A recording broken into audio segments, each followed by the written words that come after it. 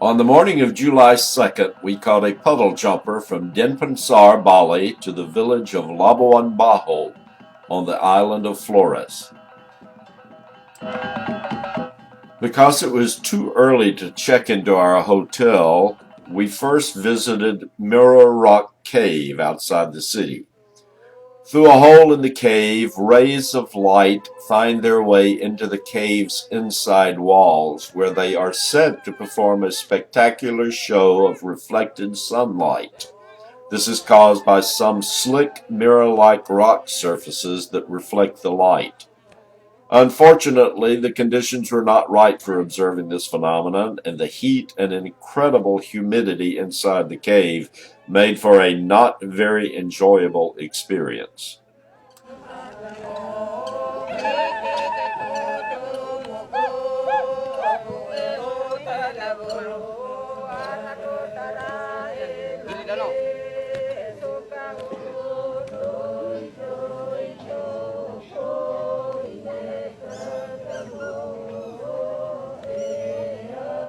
After lunch and a visit to the central market of Labuan Bajo, we checked into our hotel, a very nice hotel on the beach of the Flores Sea. For once, I actually had a ground-level ocean view room. After a free afternoon spent at the pool and on the beach, we drove up into the hills outside of town for a spectacular view of the ocean and a terrific sunset. There was a family up there who had driven 8 hours from the eastern end of the island for some vacation time. They were really excited to meet some American tourists.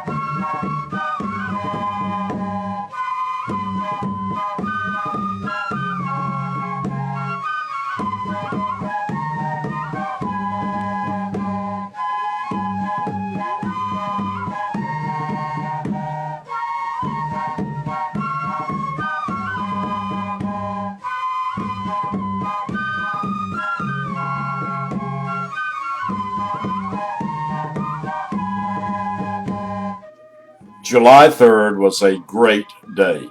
We left the hotel at around 8 a.m. to go to the harbor and board a small twin-engine boat for the relatively easy hour-and-a-half ride to Komodo Island. Seeing the enormous crowd at the harbor attempting to board the coastal ferry there brought back immediate thoughts of the ferry disaster in Korea. I'm glad we didn't have to board any kind of boat like that.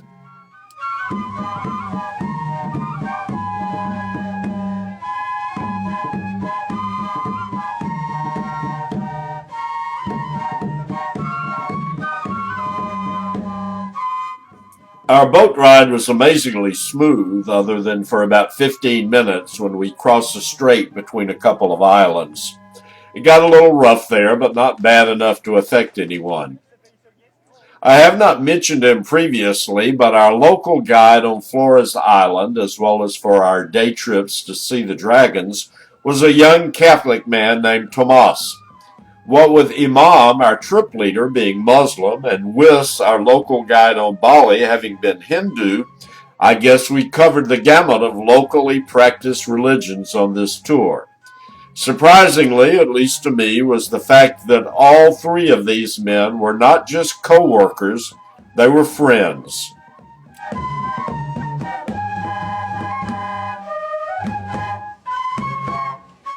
Komodo dragons have thrived in the harsh climate of Indonesia's Lesser Sunda Islands for millions of years, although amazingly their existence was unknown to humans until the early 20th century. Reaching 10 feet in length and more than 300 pounds, Komodo dragons are the heaviest lizards on Earth.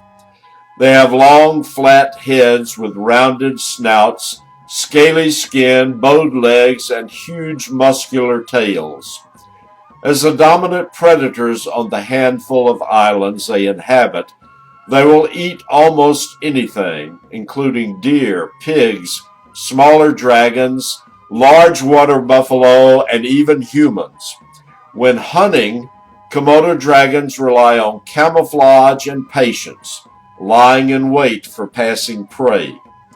When a victim ambles by, the dragon springs, using its powerful legs, sharp claws, and serrated shark-like teeth to eviscerate its prey.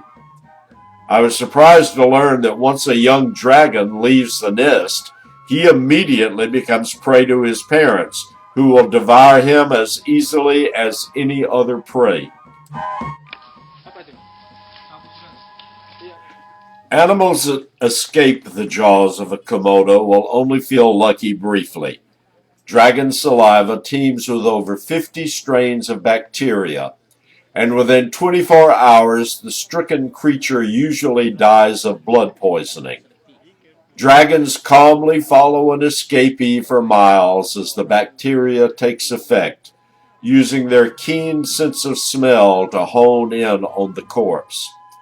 A dragon can eat a whopping 80% of its body weight in a single feeding, and because of its uncanny ability to stretch its mouth extremely wide, it is actually capable of devouring an entire pig or small deer with one bite.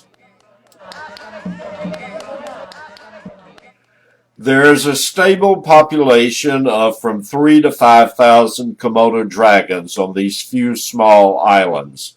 However, a dearth of egg-laying females, poaching, human encroachment, and natural disasters has driven the species to endangered status.